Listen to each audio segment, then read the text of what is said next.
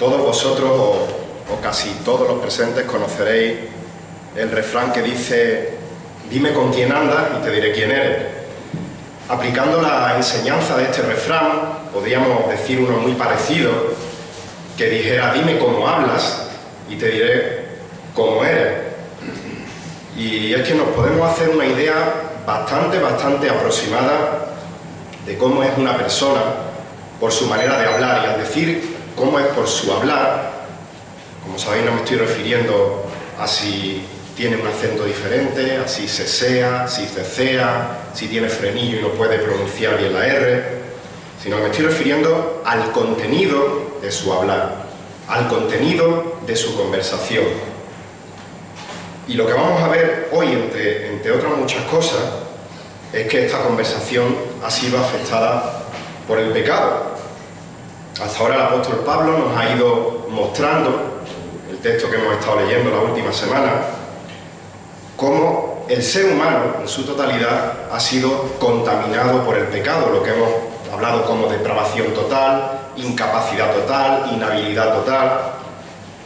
Todos los aspectos del ser humano han sido contaminados por el pecado, y en Romanos capítulo 3 ya hemos visto los dos primeros de los 5 aspectos de la pecaminosidad del ser humano que nos motivan, nos mueven a glorificar a Dios por una salvación tan grande. Y si Dios quiere, hoy terminaremos los 5 puntos. Los 3 restantes los terminaremos hoy. En primer lugar, vimos que el pecado había afectado a la humanidad de tal manera que ha esclavizado al ser humano. Lo veíamos en el versículo 9. También veíamos en los versículos 10 y 12 que el pecado ha contaminado al ser humano de manera que contamina nuestra naturaleza. Y el tercero de los 5 aspectos de la pecaminosidad del ser humano que nos mueven a glorificar a Dios por una salvación tan grande, lo vemos en los siguientes versículos, es que el pecado contamina nuestro hablar. Vamos a leer de nuevo el texto, además, como digo, si Dios quiere lo terminaremos hoy, así que os invito a que me acompañéis a Romanos capítulo 3, y vamos a leer del 9 al 20. Romanos capítulo 3, versículos 9 al 20, dice el apóstol Pablo: ¿entonces qué? ¿Somos nosotros mejores que ellos? De ninguna manera. Porque ya hemos denunciado que tanto judíos como griegos están todos bajo pecado. Como está escrito: no hay justo ni aun uno, no hay quien entienda, no hay quien busque a Dios. Todos se han desviado a una se hicieron inútiles, no hay quien haga lo bueno, no hay ni siquiera uno. Versículo 13: sepulcro abierto es su garganta, engañan de continuo con su lengua, veneno de serpientes hay bajo sus labios, llena está su boca de maldición y amargura. Sus pies son veloces para derramar sangre, destrucción y miseria hay en sus caminos, y la senda de paz no han conocido. No hay temor de Dios delante de su ojo. Versículo 19: ahora bien, sabemos que cuanto dice la ley, lo dice a los que están bajo la ley, para que toda boca se calle y todo el mundo sea hecho responsable ante Dios. Porque por las obras de la ley ningún ser humano será justificado delante de él, pues por medio de la ley viene el conocimiento del pecado. Hasta aquí la palabra del Señor. Lucas 6:45, un texto muy conocido, dice parte de este versículo que de la abundancia del corazón habla la boca. Y como hemos visto, nuestro corazón está entenebrecido por nuestro pecado. Por lo tanto, nuestras palabras, nuestro hablar, nuestra conversación también está afectada por esta contaminación del pecado. Un ejemplo nos lo dice el escritor de Proverbios en el capítulo 10, versículos 31 y 32. Dice que por un lado la boca del justo emite sabiduría, pero la lengua perversa será cortada. Los labios del justo dan a conocer lo agradable, pero la boca de los impíos da a conocer lo perverso. Proverbios 10, 31 y 32. 5 capítulos más adelante dice Proverbios 15:2 que la lengua del sabio hace grato el conocimiento, pero la boca de los necios habla necedades. Y en el 15:28 dice: el corazón del justo medita cómo responder, mas la boca de los impíos habla lo malo. La boca, el hablar, está contaminado por el pecado. El Señor Jesús afirmó en Mateo 15, 18 que lo que sale de la boca proviene del corazón. Y eso, no lo que está afuera, sino lo que viene de dentro, eso es lo que contamina al hombre. Recordemos, el apóstol Pablo ha cogido al 100% de la humanidad, la ha sentado en el banquillo de los acusados afirmando: eres pecador, eres culpable delante del juicio de Dios. Mereces la ira de Dios, mereces el castigo por la eternidad en el infierno. Y para afirmar esta acusación, que estáis sentados ahora en el banquillo de los acusados, voy a exponer una serie de cargos que hay en vuestra contra. Y con un lenguaje judicial empieza a exponer estos cargos. Ya hemos enumerado varios de ellos, y ahora sigue diciendo otros 4 cargos en contra de la humanidad referidos a la lengua, referidos a nuestro hablar, al contenido de nuestra conversación. De manera que dicen los versículos 13 y 14 que sepulcro abierto es su garganta, engañan de continuo con su lengua, veneno de serpientes hay bajo sus labios, llena está su boca de maldición y de amargura. En primer lugar, sepulcro abierto es podríamos decir, nuestra garganta. Pablo está citando el Salmo 5, versículo 9. Recordar que él empieza diciendo como está escrito. Escrito está, acude a las escrituras, a la ley que estos judíos tenían y que estos judíos aceptaban como palabra de Dios. Pablo está diciendo, no me estoy inventando nada nuevo. Y citando el Salmo 5, 9, dice que nuestra garganta es un sepulcro abierto. Compara la garganta, la autopista que va del corazón hacia afuera de lo que queremos decir, con un sepulcro. ¿Y qué es un sepulcro? Un sepulcro es una tumba. ¿Y qué es lo que se hace con una tumba? Pues una tumba, se coge un ataúd, se mete dentro un cadáver, se mete dentro del sepulcro y se tapa.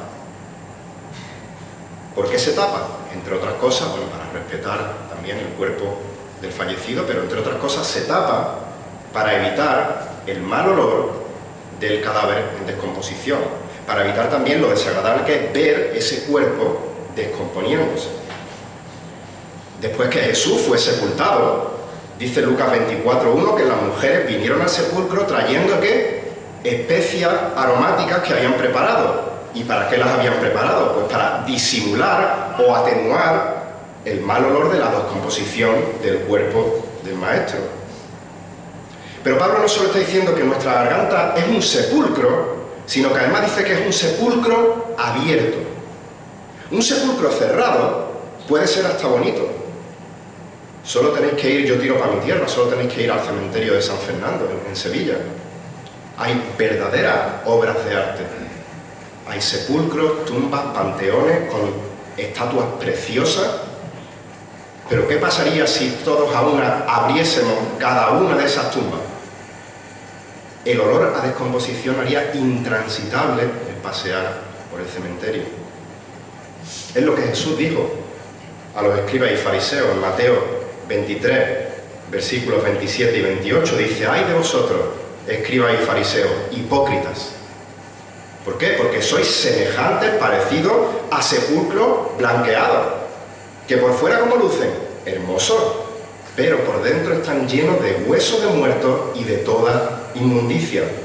Así también vosotros por fuera parecéis justos a los hombres, pero por dentro estáis llenos de hipocresía y de iniquidad. Por fuera podemos tratar de comportarnos externamente bien, tener una apariencia de moralidad correcta, pero la fachada externa no vale de nada si no ha ocurrido un cambio interno en el corazón.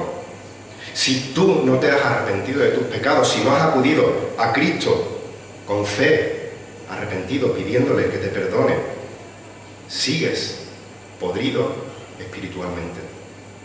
Sigues por dentro lleno de huesos de muertos y de toda inmundicia. Mira, en Valencia hay una empresa, como curiosidad, que se llama AELF, significa Agencia Especializada en Limpieza Forense. Y esta empresa se encarga de limpiar las estancias donde ha ocurrido algún tipo de asesinato, algún suicidio, alguna muerte desatendida. Y cuando levantan el cadáver y se lo llevan, esta empresa se encarga de limpiar los restos. Y en una entrevista a las empleadas de esta empresa dice que la parte más dura de su trabajo es los olores. Llevan equipos de protección, llevan mascarillas y aún así lo peor son los olores. Y ellas van a limpiar una vez que ya se han llevado al muerto. Imaginar si el cadáver siguiese ahí descomponiéndose.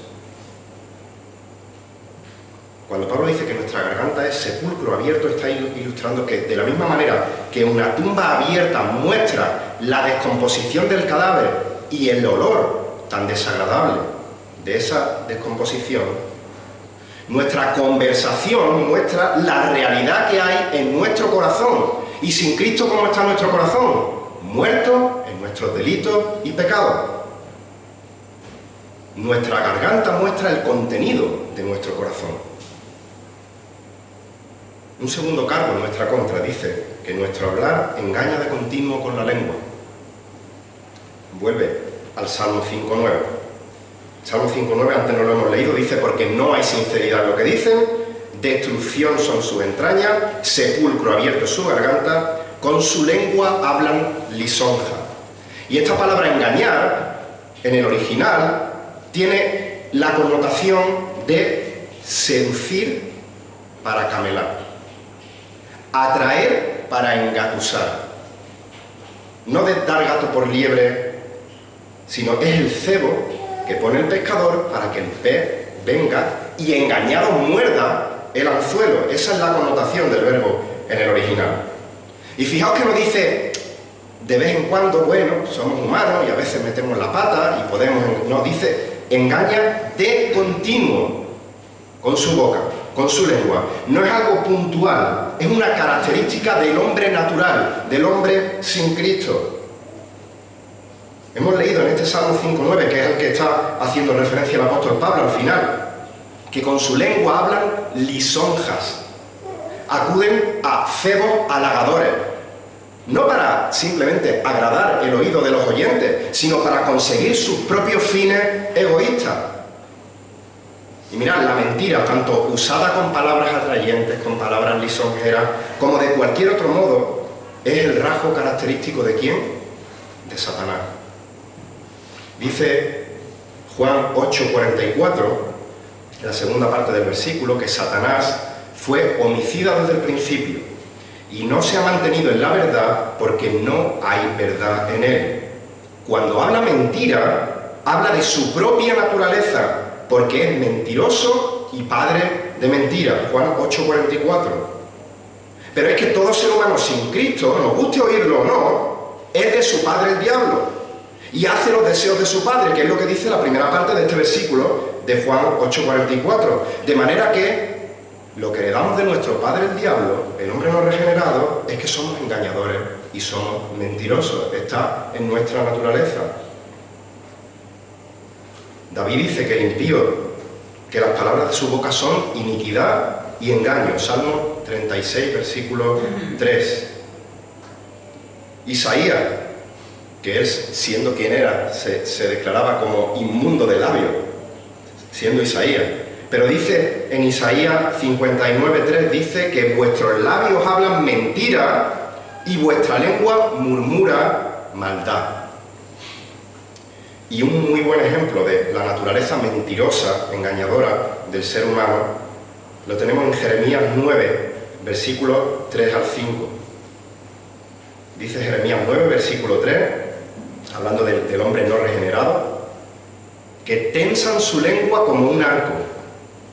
La mentira y no la verdad prevalecen en la tierra, porque de mal en mal proceden y a mí no me conocen, dice el Señor. Guárdese cada uno de su prójimo y no confíe en ningún hermano, porque todo hermano obra con engaño y todo prójimo anda calumniando. Cada uno engaña a su prójimo y no habla la verdad. Han enseñado sus lenguas al hablar mentira, se afanan por cometer iniquidad. Pero lo más triste no es que así de retorcido sea el ser humano, sino que es que encima, como nos recordaba Samuel, en la última ocasión, el jueves pasado, es que el ser humano también está dispuesto a escuchar y recibir con agrado esa mentira, con tal de no escuchar la palabra de Dios, esas palabras halagüeñas. Isaías 30, versículos 9 y 10, porque este es un pueblo rebelde, hijos falsos, hijos que no quieren escuchar la instrucción del Señor, que dicen a los videntes: no veáis visiones, y a los profetas: no nos profeticéis lo que es recto, decidnos palabras agradables, profetizar ilusiones. Dice la Reina Valera: decirnos cosas halagüeñas, profetizar mentiras. Les agrada escuchar la mentira con tal de no escuchar la verdad.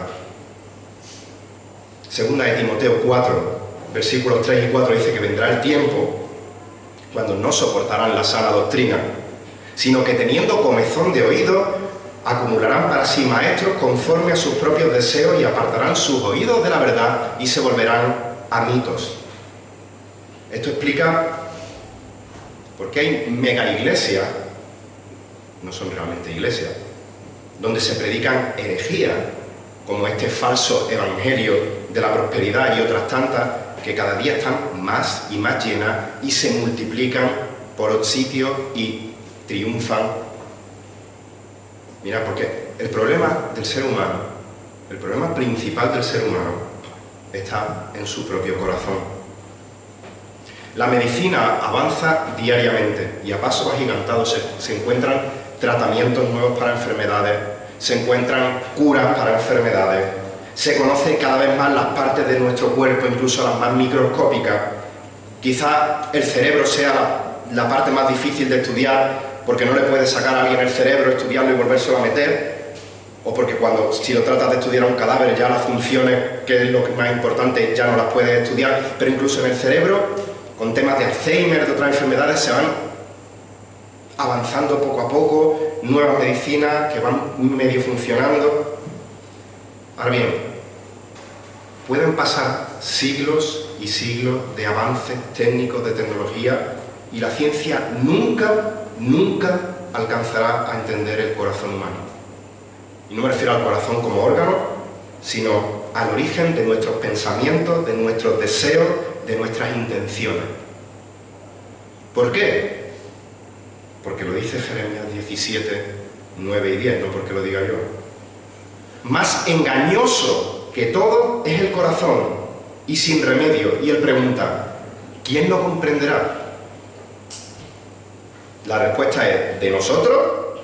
Nadie, tenedlo por seguro. Ahora sigue diciendo: yo, el Señor, escudriño el corazón, pruebo los pensamientos para dar a cada uno según sus caminos, según el fruto de sus obras. Nuestro corazón es engañoso, está contaminado por el pecado. Tú no te conoces a ti mismo bien, solo Dios te conoce a ti mismo. Solo Dios es el que te conoce tu corazón, y es el único que puede liberarte de esa esclavitud al pecado que te tiene engañado, que te tiene esclavizado, que te tiene con palabras halagüeñas y lisonjeras que te apartan de la verdad. Por tanto, solo y únicamente en la palabra de Dios es donde está la solución para nuestros problemas de corazón. Y no es necesario añadir absolutamente nada más. La Biblia es suficiente para tratar los problemas del alma. Y no es que los creyentes hayamos levantado una cruzada en contra de la psicología y vayamos a muerte contra la psicología. El problema es que muchos, pocos, algunos, yo tampoco lo sé, pero como nos decía Samuel, están añadiendo la sabiduría humana de la psicología y de otra filosofía a la sabiduría omnisciente de Dios. Y si hacemos esto tenemos un grave problema. En primer lugar, porque estamos desobedeciendo la palabra de Dios descaradamente. Porque Apocalipsis 22 nos dice que hay de aquel que añada o que quite una jota, una tilde pequeñita de la palabra de Dios. La palabra de Dios es suficiente y no hay que añadir y no hay que quitar. Pero es que en segundo lugar, la enseñanza de la psicología, de esta sabiduría humana, es diametralmente opuesta a la enseñanza de la palabra de Dios. La psicología siempre va a buscar la causa de tu problema fuera de ti. La culpa es de cómo te criaron tus padres, La culpa es del ambiente en el que te has educado. La culpa es de las circunstancias, mala suerte. La culpa es de tu genética, pero tú has nacido con eso. La culpa es de tu estatus social. Si tuvieras esto no tendrías este problema. Lo que sea, menos culpa tuya. En definitiva, consciente o inconscientemente, son palabras aduladoras, son palabras lisonjeras, son palabras engañosas, que te apartan de la verdad. En cambio, el Evangelio te dice, mira, tú tienes un problema grave con Dios. Dios es santo y tú eres pecador. El problema es tuyo. Y la única solución es que tú te arrepientas y creas.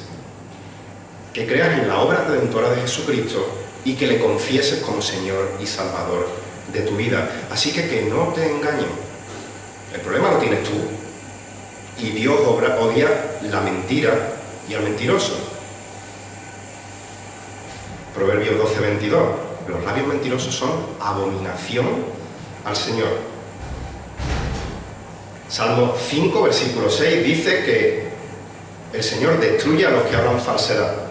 El Señor abomina al hombre sanguinario y engañador.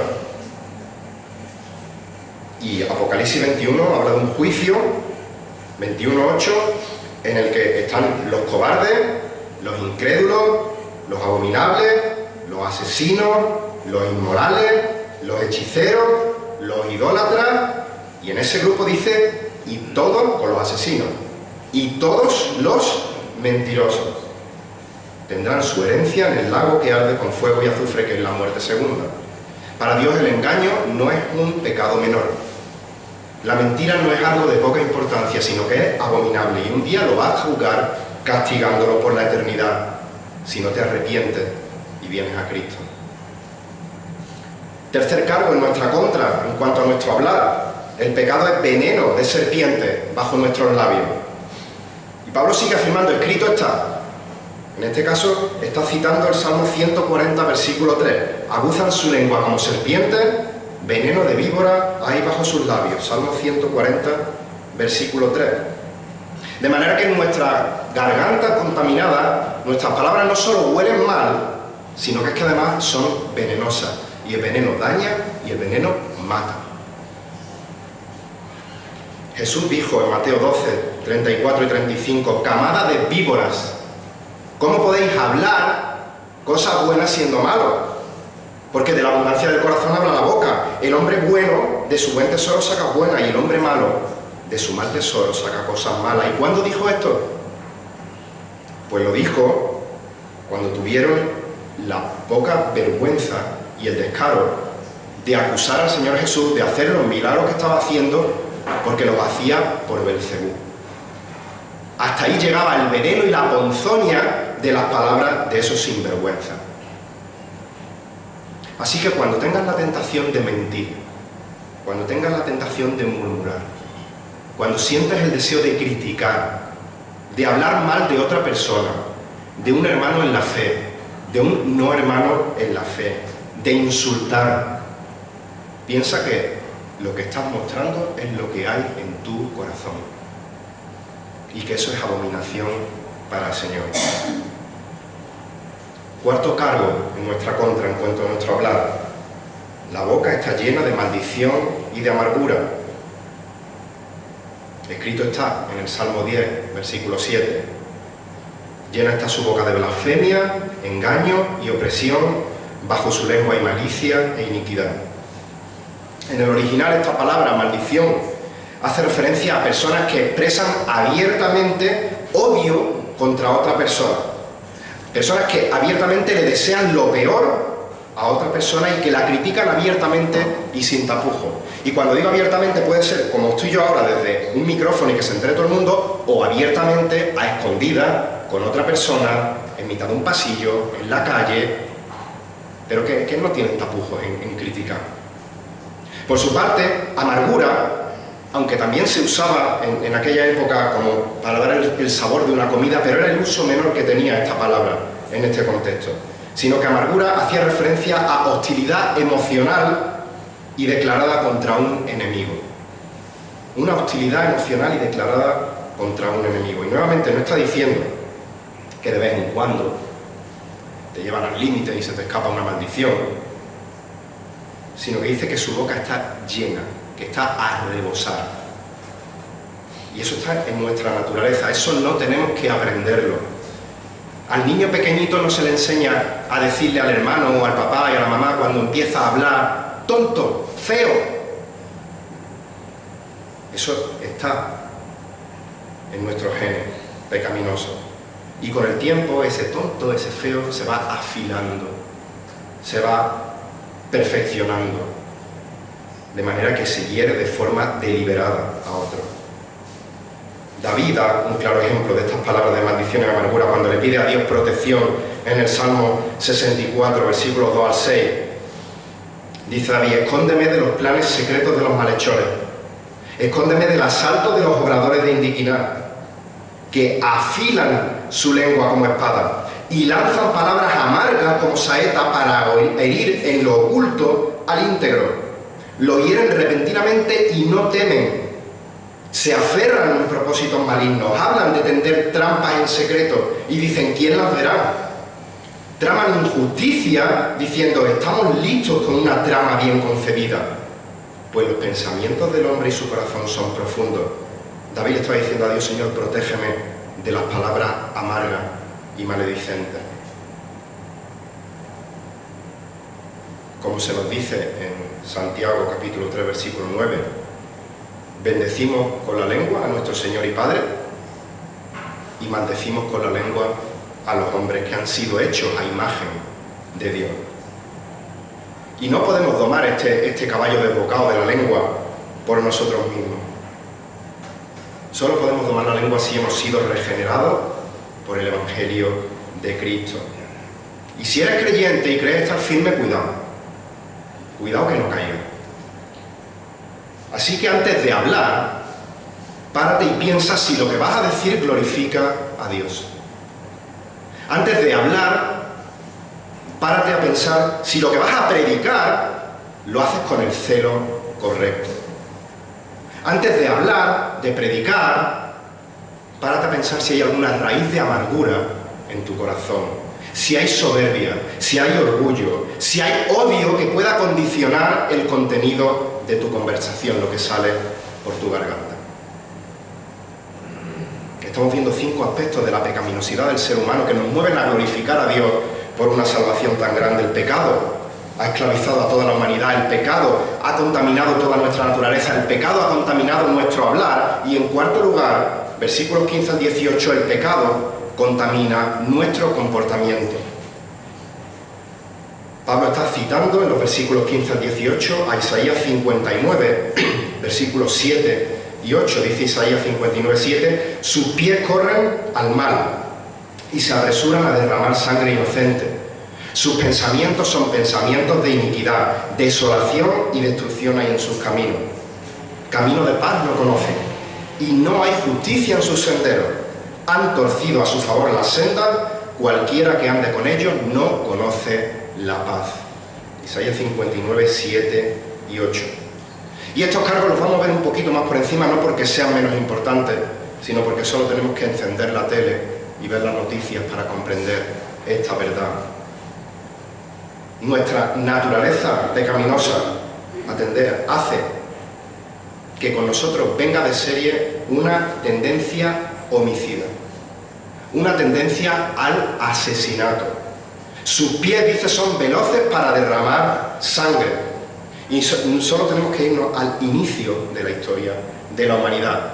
Y el primer asesinato, como sabéis, no ocurre porque alguien en defensa propia se defiende de un enemigo que viene a asaltar. No, es un hermano contra otro hermano. De hecho, el primer hermano de la humanidad contra el segundo hermano de la humanidad. Hermano contra hermano asesinado. Sus pies fueron veloces para derramar sangre. No creo que haga falta que recordemos la historia de Caín y de Abel. Vemos las noticias, encontramos fosas comunes, ahora mismo en la zona de la guerra de Ucrania, de civiles, de soldados, asesinados, ni que decir acudir a nuestra historia de la guerra civil de aquí de España, asesinatos por robo, maridos que matan a sus mujeres, mujeres que matan a sus maridos, padres que matan a sus hijos, hijos que matan a sus padres, gente que entra en un instituto con una ametralladora y se lía a tiros contra alumnos, contra profesores. Nuestros pies son veloces para derramar sangre. Y claro, muchos de los que estáis aquí podéis pensar, yo nunca mataría a nadie. ¿Vale? Esperemos. Pero recordad las palabras de Jesús en el Sermón del Monte. Dice, ¿habéis oído a los antepasados que dijeron no matarás? Y cualquiera que cometa homicidio será culpable ante la corte. ¿Vale? Pero yo os digo, todo aquel que esté enojado, enfadado contra su hermano, será culpable ante la corte, y cualquiera que le diga raca, necio, tonto a su hermano, será culpable delante de la Corte Suprema, y cualquiera que le diga idiota, será reo del infierno de fuego. Así que ya sea físicamente, o sea verbalmente, o sea mentalmente, somos culpables de que nuestros pies son veloces para derramar sangre.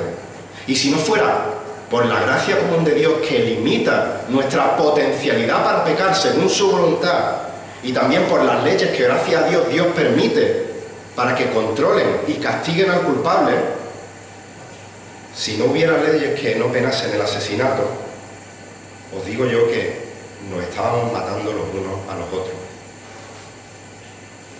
Versículo 16, destrucción, quebranto, dice Reina Valera, y miseria o desventura, dice Reina Valera, hay en sus caminos. Ya hemos visto esta tendencia natural, homicida del ser humano, provoca destrucción, provoca muertes, provoca tragedia, pero no solo es destrucción de aquel que hace daño, sino que es también destrucción propia para la persona que peca. Porque podríamos pensar que aquellos que viven diciendo, mira, el fin justifica los medios, y hago lo que haga falta para conseguir lo que quiero, y hace lo que haga falta para conseguir lo que quiere, y termina consiguiendo lo que quiere, sería la persona más feliz del mundo. Pero la realidad no es así. Ese es el engaño del pecado. Aparentemente parece placentero, incluso durante un tiempo puede darte cierto placer, pero su fin es muerte. La vida del pecador es una vida de destrucción y miseria, a lo que él lo hace y para él mismo. El resultado final es ruina y dolor. Esta palabra destrucción en el original significa la ruptura de algo en pedazos. Es como si cogemos un vaso de cristal, lo tiramos al suelo y se rompe en 1000 pedazos. Queda devastado. Esa es la destrucción en la vida de la persona. Y por su parte, miseria denota el resultado que viene a la vida del pecador como causa de su pecado. Con lo cual nos lleva irremediablemente a lo que sigue diciendo el versículo 17. Esta destrucción, esta miseria hace que nunca haya conocido la senda de la paz. Y Pablo nos está diciendo que el impío no puede encontrar cierto tipo de, entre comillas, paz interior y de vivir tranquilo y sin problemas. No está diciendo eso, aunque muchos no tienen esa paz y tranquilidad como consecuencia de su pecado. Pero lo que Pablo está diciendo es que el ser humano tiende a huir de la paz, tiende a buscar el conflicto, tiende a provocar la división. Y lo que es más grave, no está en paz con Dios y por lo tanto no conoce la paz de Dios. Mateo 5:9 dice, bienaventurados los que procuran la paz. ¿Por qué? Porque ellos serán llamados hijos de Dios. La pregunta es, ¿eres hijo de Dios? Si la respuesta es sí, gloria a Dios por ello. Ahora, si la respuesta es sí, yo te pregunto, ¿procuras la paz con tus palabras? ¿Con tus actos? ¿Con tu comportamiento? ¿O eres piedra de tropiezo para los demás? ¿O buscas el conflicto con los demás? ¿Has disfrutado de la paz de Dios? ¿De la paz con Dios? Ahora tu cometido es procurar la paz con los demás. Y a modo de conclusión en cuanto a cómo el pecado contamina nuestro comportamiento, Pablo nos resume el motivo de todos estos comportamientos del impío. Versículo 18. Dice, no hay temor de Dios delante de su ojo. Y Pablo está citando, escrito está esto en el Salmo 36, versículo 1. Dice el Salmo 36:1, la transgresión habla al impío dentro de su corazón, no hay temor de Dios delante de su ojo. Y esto lo que confirma es la estupidez del ser humano. La inutilidad de la sabiduría del ser humano. Y acordaos, este entendimiento, esta sabiduría se refiere a entendimiento espiritual, utilidad espiritual. Porque dice Proverbios 1:7 que el temor de Dios es el principio de la sabiduría. Por tanto, si no hay temor de Dios, no hay sabiduría. Es así de claro. Si el ser humano llegase a vislumbrar mínimamente un atisbo de la santidad perfecta de Dios, vería el pecado y huiría despavorido del pecado. Pero al no tener temor de Dios delante de su ojo, esto hace que no haya justo ni a uno. Al no tener temor de Dios delante de su ojo, hace que no hay quien entienda, que no hay quien busque a Dios, hace que todos se hayan desviado, que a una se hayan hecho inútiles, que no hay quien haga lo bueno ni siquiera uno, que su garganta sea un sepulcro abierto, que engañen de continuo con su boca, que haya veneno de serpientes bajo sus labios, que su boca esté llena de maldición y amargura, que sus pies sean veloces para derramar sangre, que destrucción y miseria haya en sus caminos y que la senda de paz no hayan conocido, porque no hay temor de Dios delante de ellos. Y esta es la terrible radiografía de todos los seres humanos que han existido y que existieron en la tierra, salvo nuestro perfecto y santo Señor Jesucristo. Y esta radiografía nos lleva al quinto y último aspecto de la pecaminosidad del ser humano, que nos mueve a glorificar a Dios por una salvación tan grande. El pecado nos condena por la eternidad, versículos 19 y 20.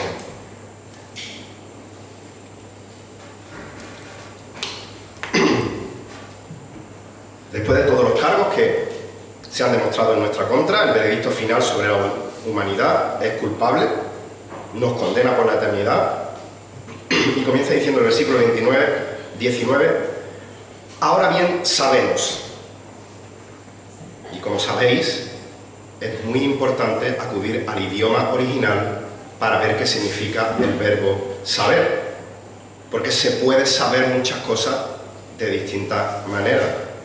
Pero en el original, esta palabra, saber, significa un conocimiento verdadero y completo.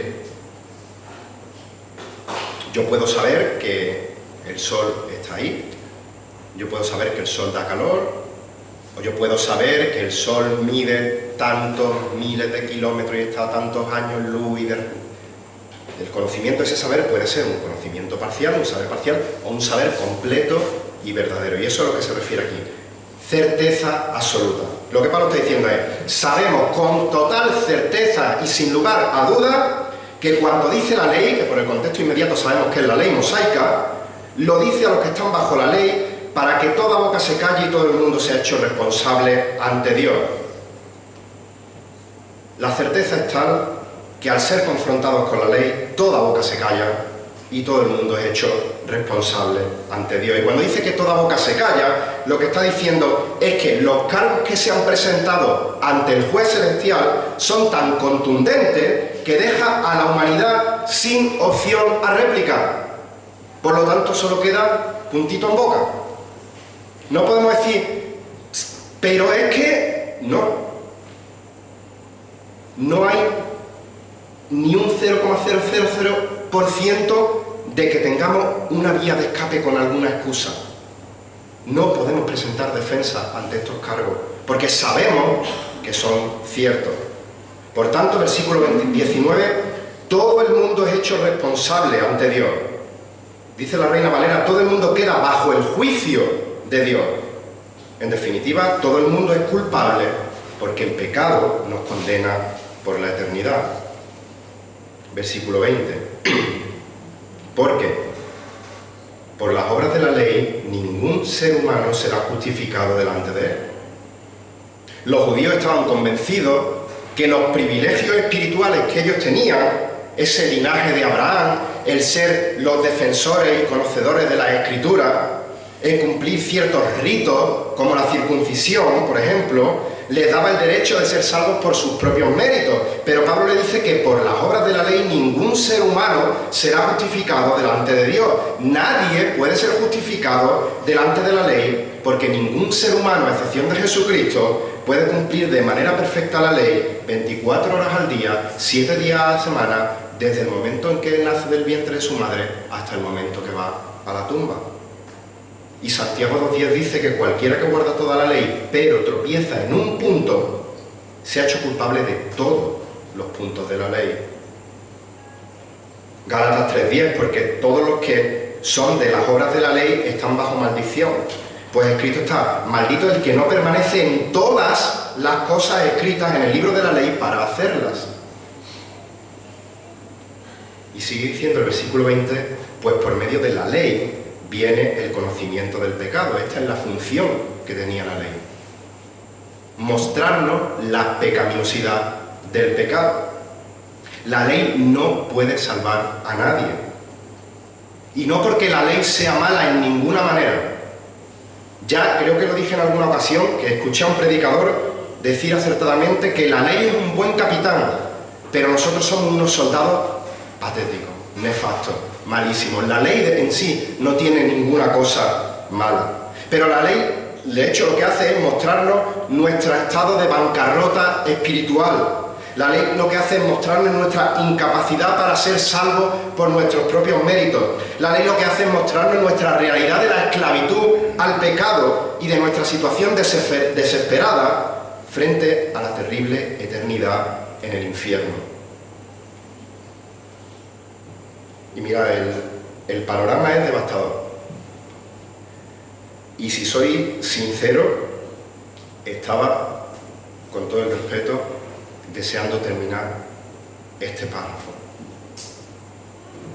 y llegar al pero del versículo 21, porque esto es un cargo contra la humanidad, otro cargo, y esto de verdad que es la realidad, pero desgasta.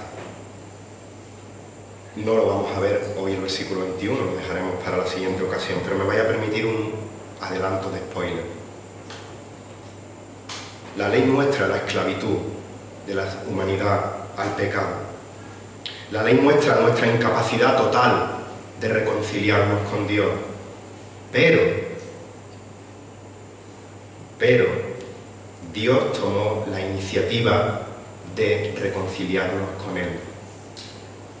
Dios mandó a su Hijo único, a su unigénito, el cual se encarnó y fue la única persona en la historia de la humanidad capaz de cumplir la ley a perfección, 24 horas, 7 días a la semana, desde su nacimiento, desde el pesebre, hasta la cruz y después de la cruz. Y de esta manera, el Señor Jesucristo pudo convertirse en el sacrificio perfecto, suficiente, aceptable delante de Dios, para poder perdonarnos de nuestros pecados y declararnos justos delante de Dios. Solo en Jesús hay salvación. En ningún otro hay salvación, porque no hay otro nombre bajo el cielo dado a los hombres en el cual podamos ser salvos, como dice Hechos 4:12. El Señor Jesucristo sí vivió una vida perfecta conforme a la ley.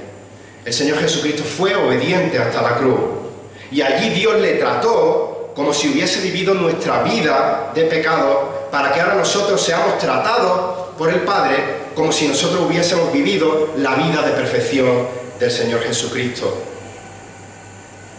Al que no conoció pecado, le hizo pecado por nosotros. ¿Para qué? Para que fuésemos nosotros hechos justicia de Dios delante de Él. Y esto es indescriptible. Esto, nuestra mente finita jamás podrá llegar a abarcarlo de manera plena. Pero alabamos a Dios por su gracia, alabamos a Dios por su misericordia, alabamos a Dios por habernos amado primero para que ahora podamos nosotros amarle a Él. Ahora bien, si no tienes a Cristo en tu vida, no puedes entender, no puedes disfrutar de lo que supone una salvación tan grande.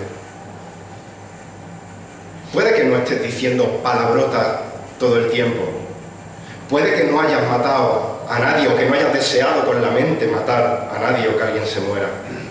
Puede que externamente te portes bien, que seas una persona educada, que tengas buenos valores morales, y si te comparas con otro, seguro que vas a encontrar siempre a alguien muchísimo más malo, más mala que tú.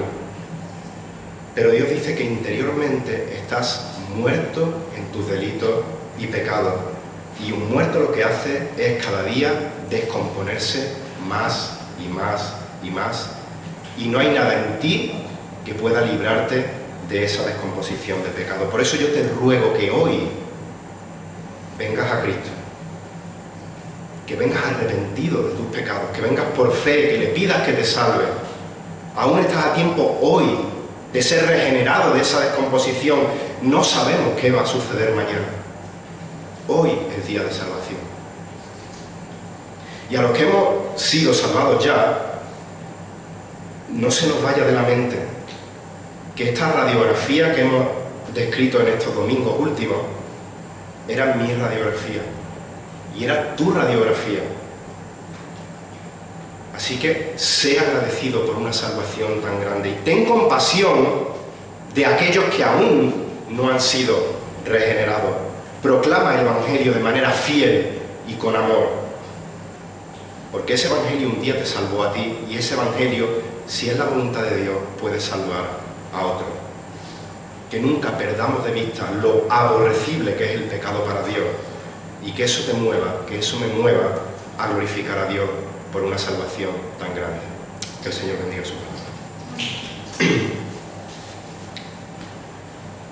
Señor, como hemos dicho, nuestra mente finita, nuestra mente humana, limitada, no puede entender lo que abarca tu gracia, lo que abarca tu misericordia, mucho menos el qué pensarías, sabiendo que tus pensamientos son perfectos, para fijarte en nosotros, merecedores de ser apartados de ti por toda la eternidad, Señor, por haberte traicionado, Señor, por haberte desobedecido, Padre, por haber pecado contra ti, contra tu santidad, Señor.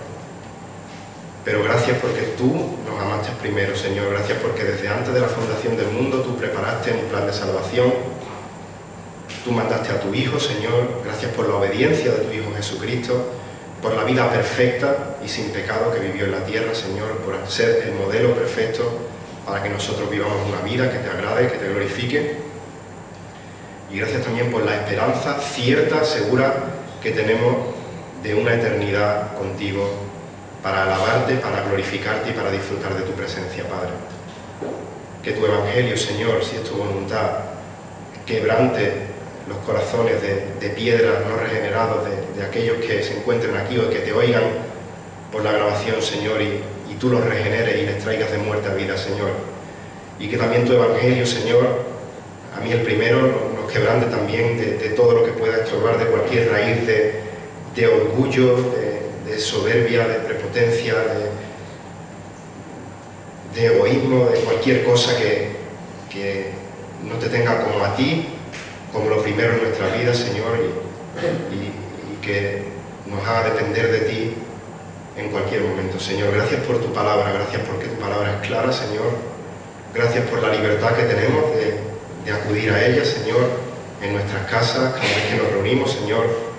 Nos acordamos de tantos hermanos y hermanas a lo largo del mundo que no tienen esta libertad, que son perseguidos por su fidelidad al Evangelio. Pedimos que les protejas también, que les des gozo, Señor, y en definitiva, pues, muchas gracias, Señor, por tu amor, por tu gracia, por tu misericordia, Señor. Bendícenos ahora a cada uno de nosotros, de regreso a nuestros hogares, Señor, y que lo que hemos escuchado, lo que tú nos has hablado en esta mañana, no se quede en las puertas de este local, Señor, sino que lo sigamos poniendo en práctica, obedeciendo, madurando a lo largo de cada minuto de nuestras vidas, Padre. Y que lo hagamos todo para tu gloria, Señor, y para beneficio de aquellos que están a nuestro alrededor. Esto oramos en el nombre de Jesús. Amén.